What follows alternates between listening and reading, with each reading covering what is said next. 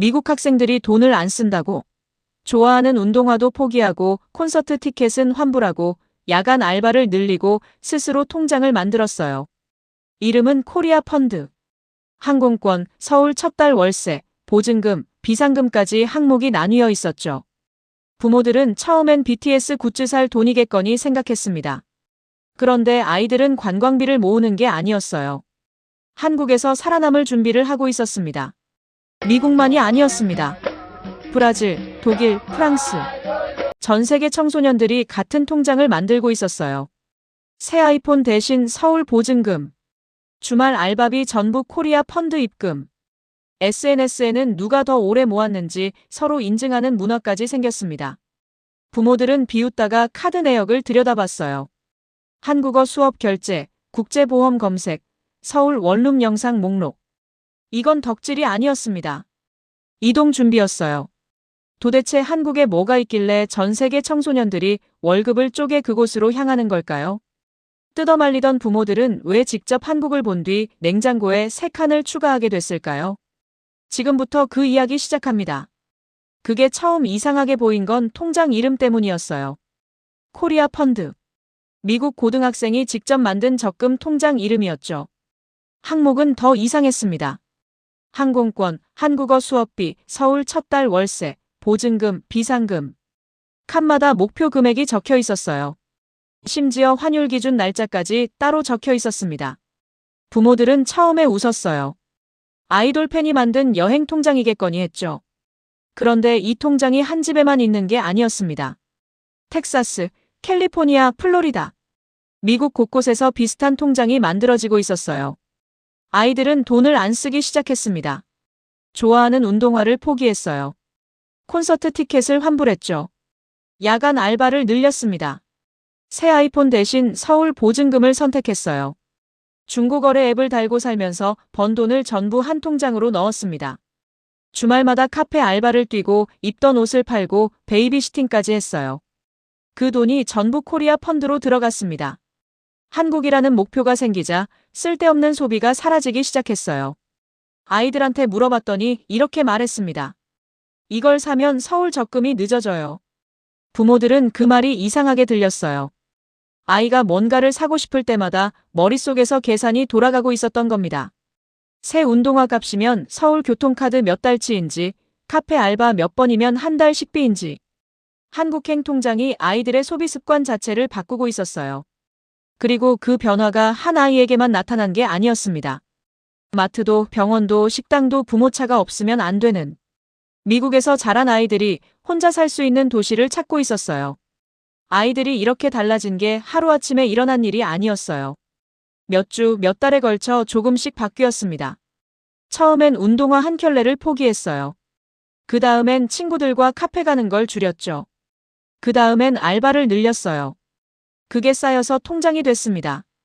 한국이라는 목표가 생기기 전과 후 아이들의 삶이 눈에 띄게 달라졌어요.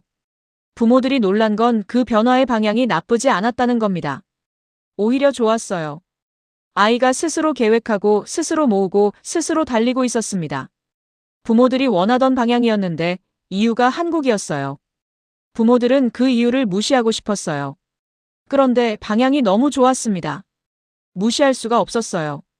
부모들은 그제야 카드 내역을 들여다봤습니다.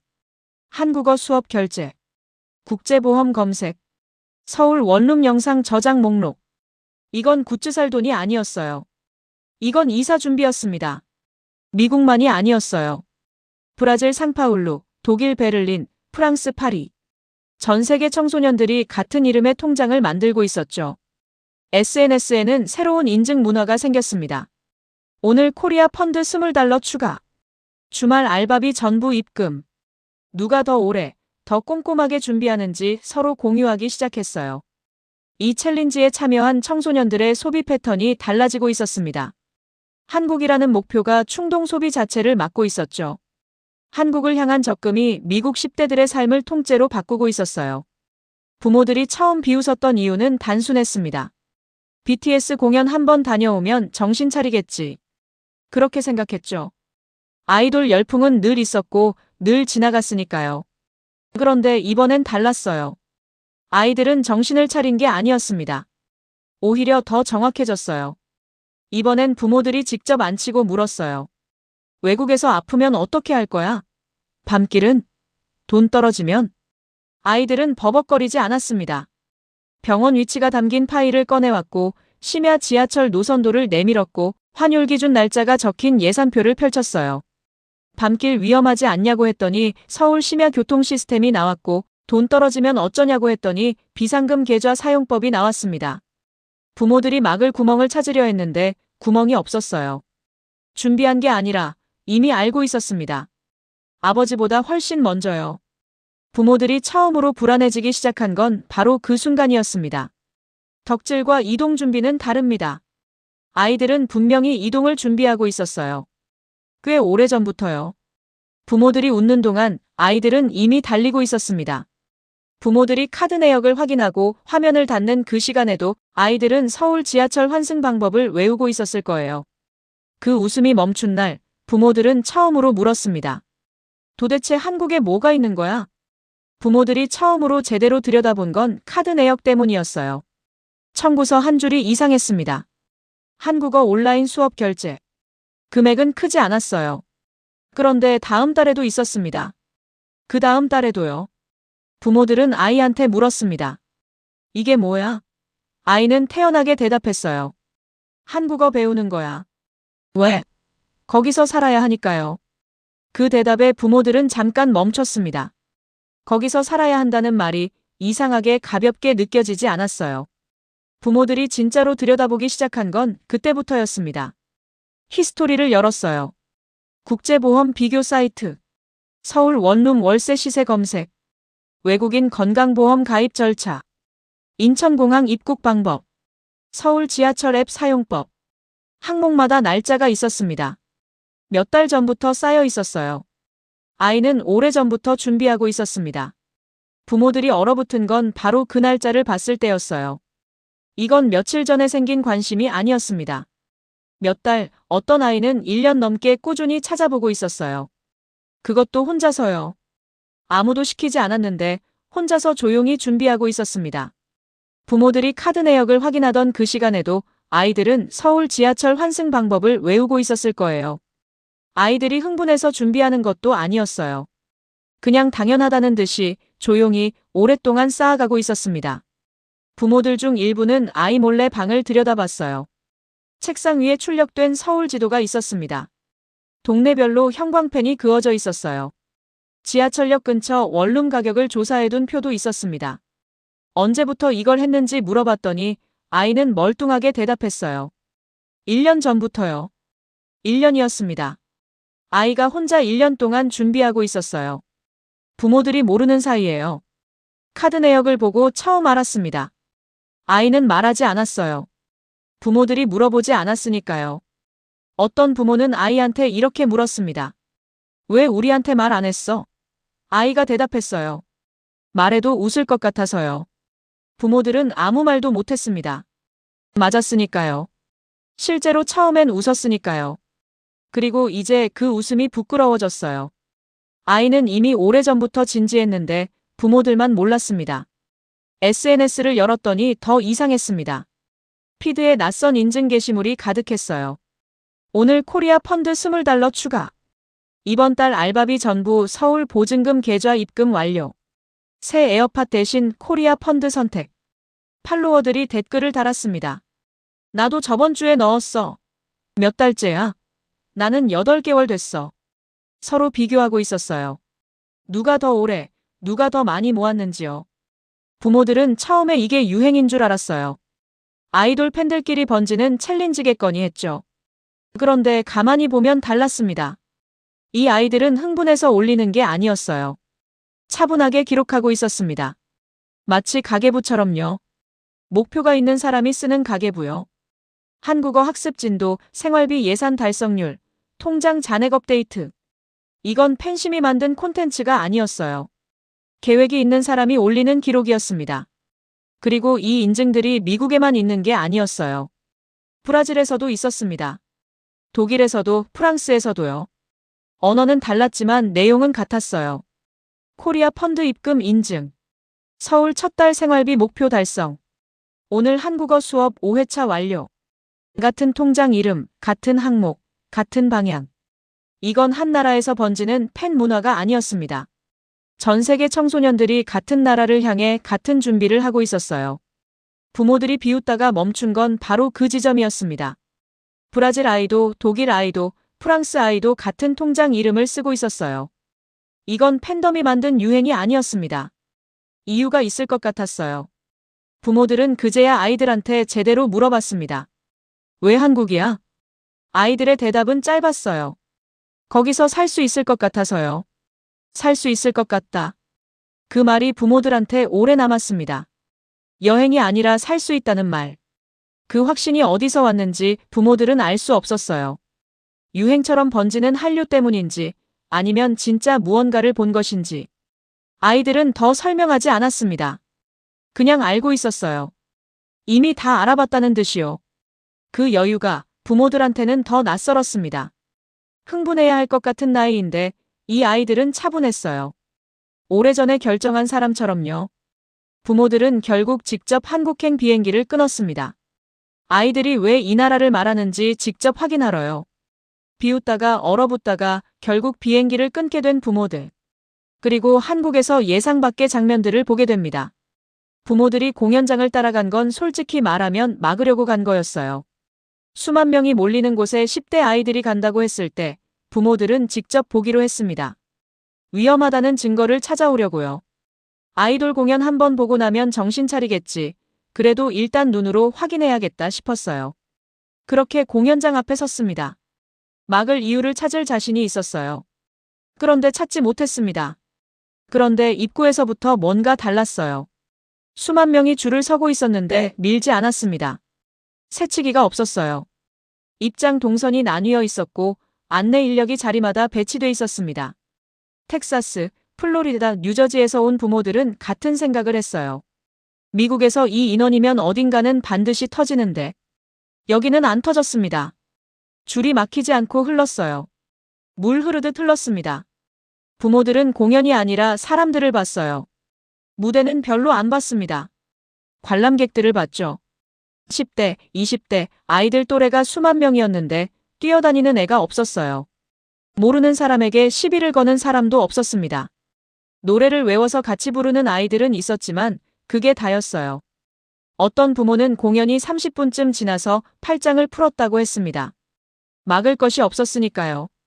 텍사스에서 같은 인원이 모였다면 경비 인력이 2배는 필요했을 겁니다. 그런데 여기는 조용했어요. 수만 명이 있는데 조용했습니다. 좋아하는 노래가 나오면 다 같이 부르고 무대 위 아티스트를 향해 환호했어요. 그런데 옆 사람을 밀거나 다투는 일이 없었습니다. 공연이 끝나고 불이 켜졌을 때였어요. 사람들이 자기 쓰레기를 줍기 시작했습니다.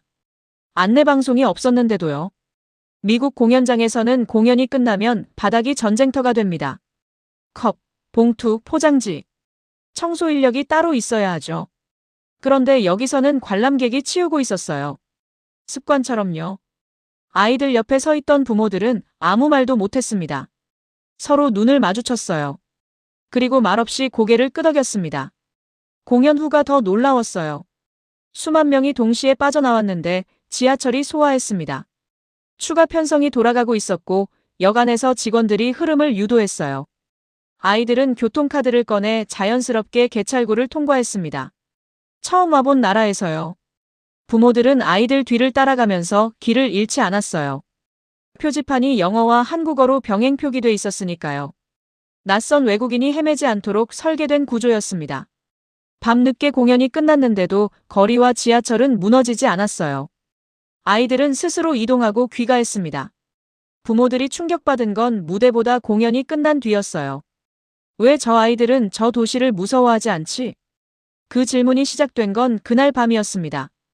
이 도시는 낯선 사람이 혼자 돌아갈 수 있도록 만들어져 있었어요.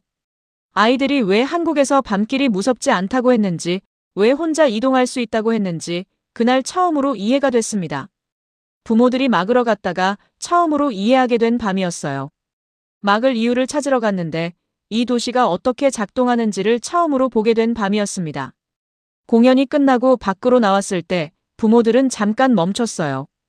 밤 11시가 넘은 시간이었는데 거리가 밝았습니다. 편의점이 열려 있었고 식당들이 아직 영업 중이었어요. 사람들이 걷고 있었습니다. 혼자 걷는 사람도 있었고 친구들과 걷는 사람도 있었어요. 누구도 서두르지 않았습니다. 부모들이 텍사스에서 이 시간에 이렇게 걷는 건 생각하기 어려운 일이었어요. 차가 없으면 이동이 안 됩니다. 그런데 이 도시는 달랐습니다. 밤에도 걸을 수 있는 도시였어요.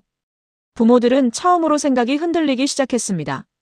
부모들은 그날 밤 숙소로 돌아오면서 아이들한테 문자를 보냈어요. 오늘 공연 좋았어? 아이들이 답했습니다. 응. 근데 공연보다 나중이 더 좋았어. 부모들은 무슨 말인지 알았어요. 하지만 아직 다 본 게 아니었어요. 진짜 서울은 공연장 밖에 있었습니다.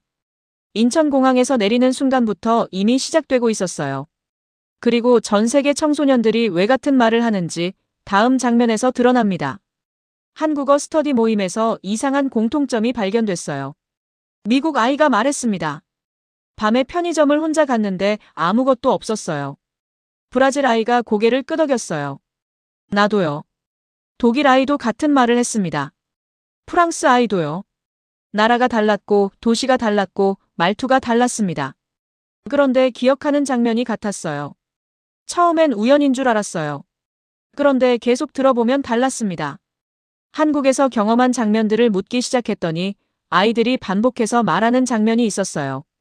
3가지였습니다. 밤에도 편의점 불이 켜져 있었다. 미국 아이가 처음 말했을 때 부모들은 그게 왜 중요한지 몰랐어요.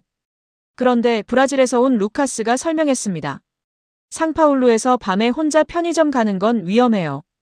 오토바이 날치기가 흔하거든요. 버스에서 내리는 순간부터 조심해야 하죠. 그런데 서울에서 밤 12시에 혼자 편의점을 다녀왔는데 아무 일도 없었어요. 그게 충격이었습니다. 일상인데 충격이었어요. 루카스는 진지했습니다. 자랑하는 게 아니라 비교하고 있었어요. 살아온 도시가 달랐기 때문에 서울의 밤이 얼마나 다른지 루카스는 누구보다 정확하게 알고 있었습니다. 차 없이 하루가 움직였다. 독일에서 온 한나가 이 말을 했어요. 독일도 대중교통이 좋은데 서울은 결이 다르다고 했습니다. 배차 간격이 짧고 환승이 매끄럽고 새벽까지 연결돼요. 그리고 쌉니다. 한나는 베를린과 서울의 교통비를 직접 비교해봤다고 했어요. 서울이 더 쌌습니다. 독일인이 한국 교통에 놀랐다는 게 신기하죠. 그런데 그게 사실이었어요. 한나는 서울에서 차 없이 사흘을 보냈는데 가지 못한 곳이 없었다고 했습니다. 혼자 길을 잃지 않았다. 프랑스에서 온 클로에가 한 말이었어요. 서울 지하철이 영어로 안내된다는 걸 처음 알았다고 했습니다. 표지판, 역 이름, 환승 안내. 다 영어가 병행 표기돼 있었어요.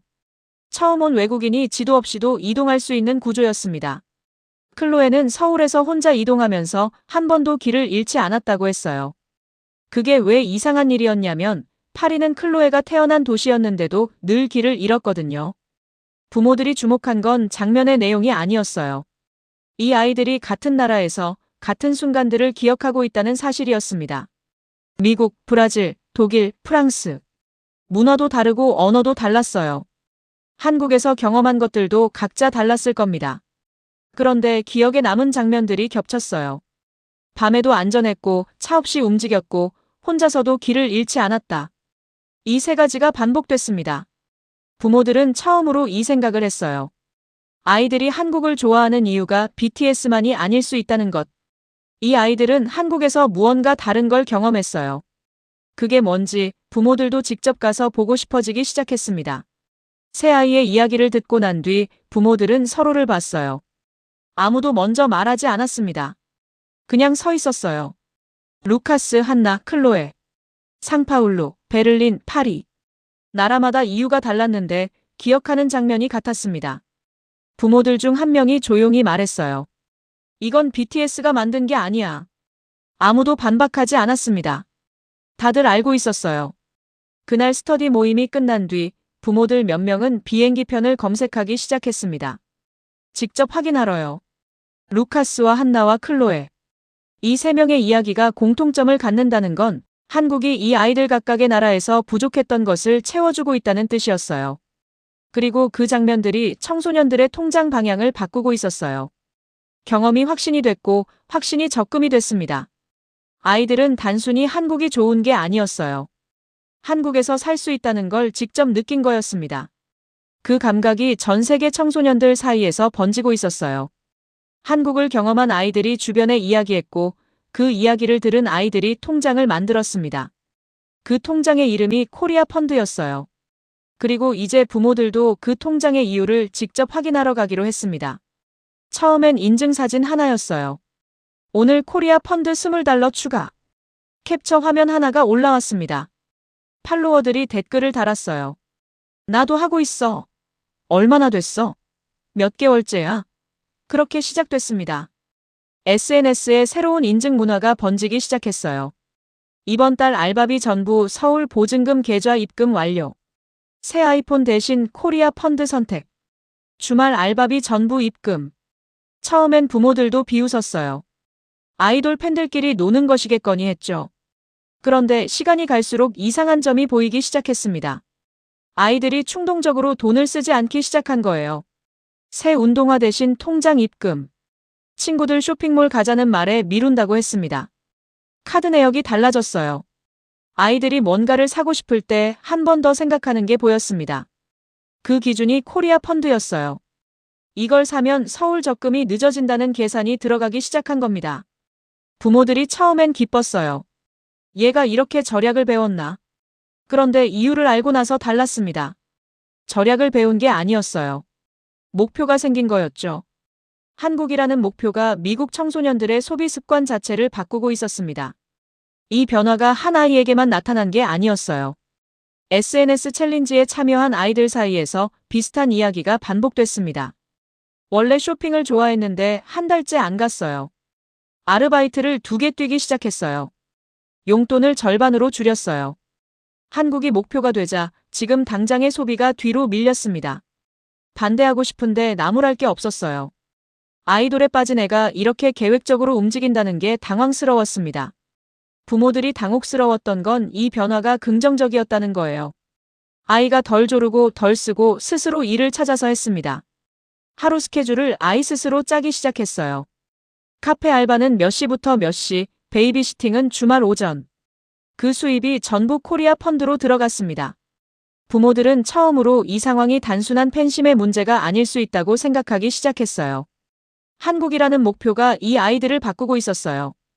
더 정확히 말하면 한국에서 살겠다는 구체적인 계획이 바꾸고 있었습니다. 막연하게 좋아하는 게 아니었어요. 날짜가 있었고 금액이 있었고 항목이 있었습니다. 그 계획이 오늘 하루의 소비 결정을 바꾸고 있었어요. 새 운동화를 살 것인가, 서울 적금을 채울 것인가. 그 선택이 매번 일어나고 있었습니다. 부모들이 가장 당황했던 건 아이들이 서로 경쟁하고 있었다는 거예요. 더 많이 모은 쪽이 자랑스러운 게 아니었습니다. 더 오래 모은 쪽이, 더 꼼꼼하게 준비한 쪽이 인정받고 있었어요. 이 챌린지에는 끝이 없었습니다. 한국행 비행기를 탈 때까지 계속됐어요. 부모들은 그 지속성이 무서웠습니다. 잠깐 유행처럼 왔다가 사라지는 게 아니었어요. 아이들은 진짜로 가려고 진짜로 준비하고 있었습니다. 몇 년째요? 아이들이 만든 건 통장이 아니었습니다. 계획이었어요. 그 계획이 오늘 하루를 바꾸고 있었습니다. 그리고 이 챌린지는 계속 번졌어요. 처음엔 몇 명이었는데 팔로워들이 따라하기 시작했습니다. 팔로워의 팔로워가 따라했어요. 직접 한국에 가본 적 없는 아이들도 합류했습니다. 경험이 없어도 이야기를 들으면 충분했어요. 밤에도 혼자 돌아다닐 수 있고 차 없이 하루가 되고 밥이 싸고 맛있다는 말. 그게 통장을 만들게 했습니다. 그 통장이 매달 조금씩 쌓이고 있었어요. 부모들은 처음으로 아이들한테 진지하게 물었어요. 진짜 갈 거야? 아이들이 대답했습니다. 네. 그래서 모으고 있는 거잖아요. 그 대답에 부모들은 더 이상 웃지 않았습니다. 이건 유행이 아니었어요. 아이들은 진짜로 가려고 있었습니다. 그리고 이미 오래전부터 준비하고 있었어요. 부모들이 웃는 동안에도요. 결국 부모들도 직접 가서 확인하기로 했습니다. 한국에 뭐가 있는지를요. 부모들이 한국행 비행기를 끄는 건 기대해서가 아니었어요. 확인하러 간 거였습니다. 아이들이 왜 저렇게까지 한국을 말하는지 직접 보고 싶었어요. 거대한 무언가를 기대하지 않았습니다. 오히려 반박할 거리를 찾으러 간 것에 가까웠어요. 막을 이유를 하나 더 발견하면 충분했습니다. 인천공항에서부터 달랐습니다. 입국장 문이 열리는 순간부터였어요. 표지판이 보였습니다. 한국어 옆에 영어가 있었어요. 어디로 가야 할지 생각할 필요가 없었습니다. 짐을 찾고 세관을 통과하고 공항철도를 타는데 한 번도 길을 물어보지 않았어요. 처음 온 나라에서요. 텍사스, 플로리다에서 온 부모들은 같은 생각을 했습니다. 이 공항은 낯선 사람이 헤매지 않도록 만들어져 있다. 동선이 직관적이었고 안내 인력이 여기저기 있었어요. 공항 자체가 외국인을 위해 설계된 것처럼 느껴졌습니다. 서울 도심으로 들어가면서 창밖을 봤어요. 도로가 정리돼 있었습니다. 고가도로와 지하도가 연결돼 있었고 신호등 체계가 일정했어요. 낡은 부분과 새 부분이 섞여 있는 게 아니라 전체가 한 번에 설계된 것처럼 이어졌습니다. 미국 도심에서 보던 풍경과 달랐어요. 서울 골목에 들어서면서 더 놀랐어요. 밤 10시였습니다. 텍사스에서 밤 10시 골목은 조심해야 하죠. 그런데 서울 골목은 살아있었어요. 편의점 불빛이 켜져 있었고 식당에서 사람들이 나오고 있었습니다. 혼자 걷는 여성도 있었고 배달 오토바이가 지나갔어요. 무섭지 않았습니다. 익숙한 동네처럼 돌아가고 있었어요. 부모들은 편의점에 들어가 봤어요. ATM이 있었습니다. 와이파이가 됐어요. 약도 팔고 있었습니다. 간단한 식사도 있었어요. 아이들이 편의점 얘기를 했을 때 과장인 줄 알았습니다. 그런데 미국 편의점과 달랐어요. 여기는 생활이 가능한 공간이었습니다. 24시간이 그냥 열려 있었어요. 다음 날 지하철을 탔어요. 교통카드 하나로 버스와 지하철을 환승했습니다. 환승할 때마다 추가 요금이 없었어요. 미국에서는 버스를 갈아탈 때마다 돈을 냅니다. 지하철 노선도는 색깔로 구분돼 있었고 영어 안내가 병행됐어요. 부모들은 아이들 없이도 혼자 두 정거장을 이동했습니다. 헤매지 않았어요. 처음 탄 외국 지하철이었는데도요. 그날 밥을 먹으러 골목 식당에 들어갔어요. 메뉴판을 읽을 수 없었지만 그림이 있었습니다. 손가락으로 가리켰어요. 음식이 나왔습니다. 국물이 있었고 밥이 있었고 반찬이 여러 개 나왔어요. 가격은 텍사스 패스트푸드보다 쌌습니다. 부모들은 혼자 밥을 먹으면서 창밖을 봤어요. 점심시간에 골목이 살아있었습니다.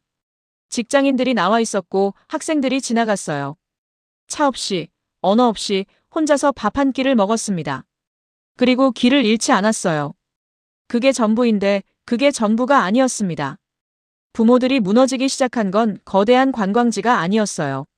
너무 평범한 일상이었습니다. 장을 보고 밥을 먹고 지하철을 타고 골목을 걷는 일. 그게 다 됐어요. 언어도 모르고 처음 온 나라에서요. 미국에서 부모 도움 없이는 어려웠던 하루가 서울에서는 연결돼 있었습니다. 시스템이 그걸 허락하고 있었어요. 외국인을 완전히 방치하지 않는 구조였습니다. 부모들은 그날 저녁 숙소에 돌아와서 한참 천장을 봤어요. 반박할 거리를 찾으러 갔는데 찾지 못했습니다. 오히려 반대였어요. 아이들이 왜 이 나라를 말하는지 처음으로 이해가 됐습니다. 이 도시는 살 수 있는 도시였어요. 그것도 혼자서요. 그 이해가 부모들을 흔들기 시작했습니다. 아이들이 옳았을 수도 있다는 생각이 처음으로 들기 시작했어요. 그리고 그 생각은 이제 말로도 나오기 시작했습니다. 부모들이 처음으로 입을 열기 시작한 건 귀국하고 나서였어요. 한국에서 돌아온 뒤 아이들과 대화가 달라졌습니다.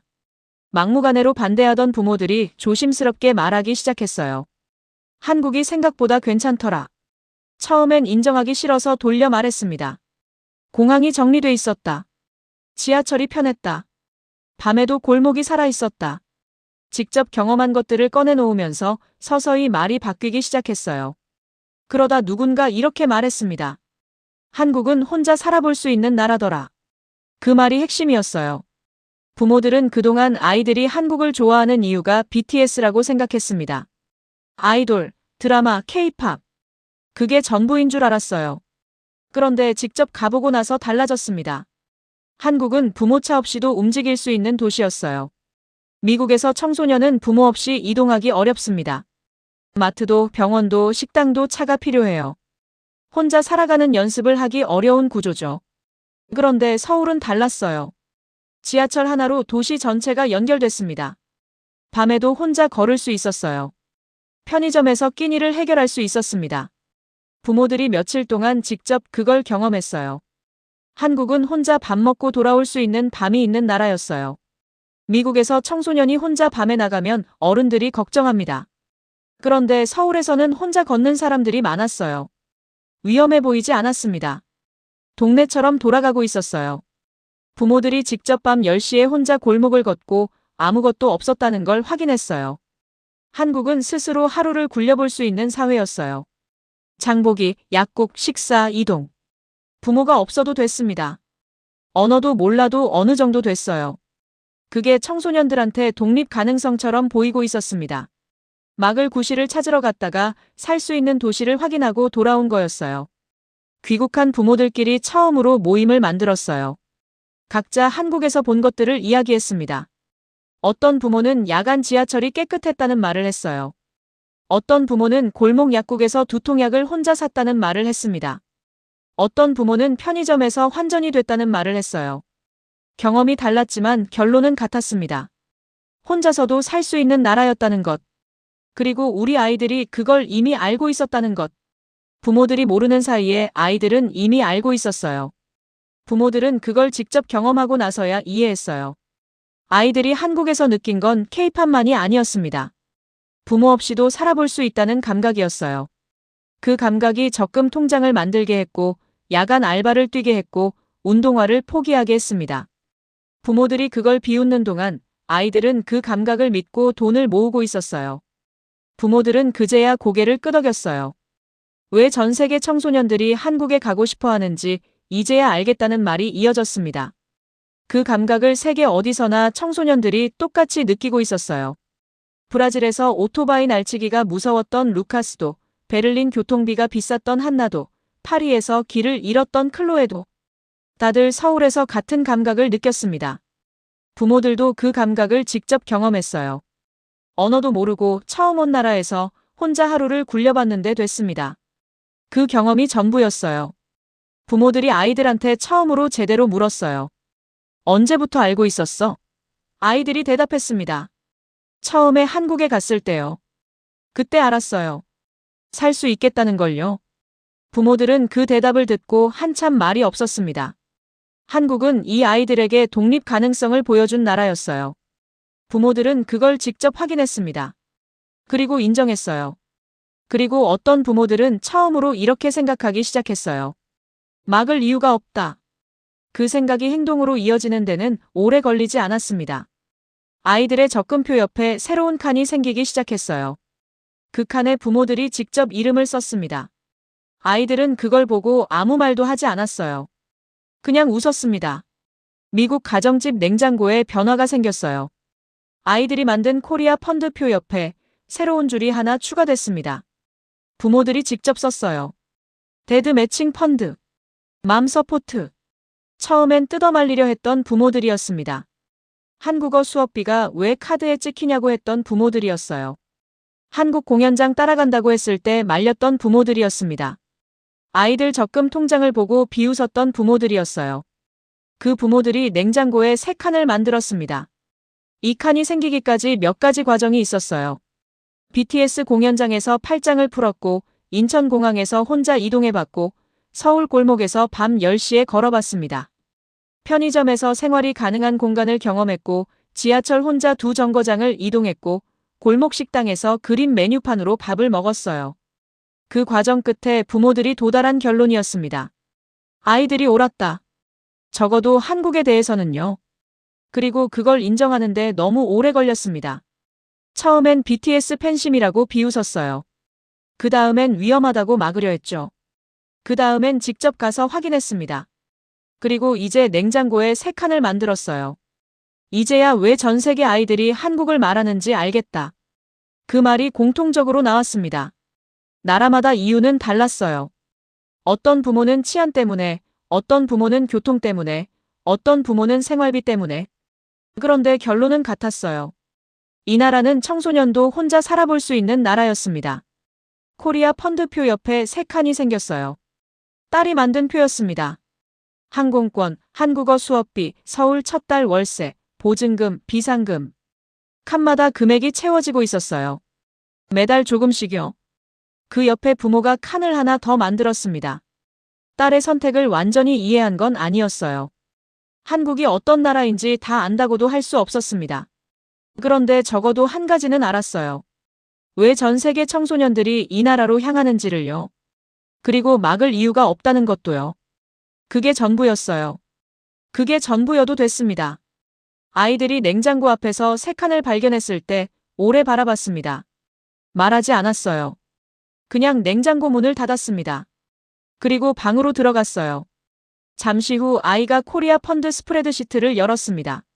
숫자를 업데이트했어요. 새로운 칸이 하나 생겼으니까요. 2칸이 나란히 있었습니다. 아이의 칸과 부모의 칸. 같은 방향을 보고 있었어요. 부모들이 비웃다가 얼어붙다가 확인하다가 결국 함께 달리기 시작한 날이었습니다. 냉장고 앞에서요. 아이들은 그 칸을 보고 아무 말도 하지 않았어요. 그냥 웃었습니다. 그리고 그날부터 코리아 펀드 잔액이 조금 더 빠르게 채워지기 시작했어요. 2칸이 같은 방향을 보고 있었으니까요. 혼자 달릴 때보다 함께 달릴 때가 빨랐습니다. 이 이야기가 특별한 건 한 가정의 이야기가 아니라는 거예요. 브라질에도 독일에도 프랑스에도 비슷한 냉장고가 생기기 시작했습니다. 아이들의 칸 옆에 부모들의 칸이 하나씩 추가되고 있었어요. 같은 방향을 보기 시작한 겁니다. 그 칸들이 매달 채워지고 있어요. 지금 이 순간에도요. 처음에 뜯어말리려 했던 부모들이 직접 가보고 나서 달라졌습니다. 공연장에서 팔짱을 풀었고 골목을 혼자 걸었고 지하철에서 헤매지 않았어요. 그리고 숙소에 돌아와서 천장을 봤습니다. 반박할 거리를 찾으러 갔는데 찾지 못했어요. 대신 이해가 됐습니다. 그 이해가 냉장고 3칸이 됐어요. 그리고 그 칸이 아이들한테는 가장 큰 허락이었습니다. 직접 가보면 아이들이 왜 이 나라를 말하는지 알게 됩니다. 그리고 알게 된 뒤에는 막을 수가 없게 됩니다. 저는 그걸 냉장고 3칸으로 증명했어요. 그 칸이 지금도 채워지고 있습니다. 아이들이 먼저 달렸고 부모들이 따라잡았어요. 이 이야기가 좋았다면 구독과 좋아요 부탁드립니다.